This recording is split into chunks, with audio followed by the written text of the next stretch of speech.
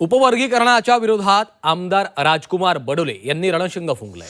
गोंदिया इथं जाहीर सभा घेत उपवर्गीकरण अहवालाची होळी केली आहे। महाराष्ट्र सरकारनं बदर समिती तयार करून अनुसूचित जातीवर अन्याय करण्याचं काम केलेलं आहे। या समितीच्या माध्यमातून उपवर्गीकरण करून अनुसूचित जातीमध्ये भांडणं लावण्याचं काम केलं जातंय।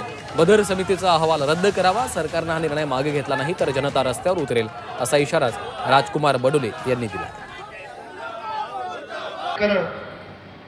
यांच्या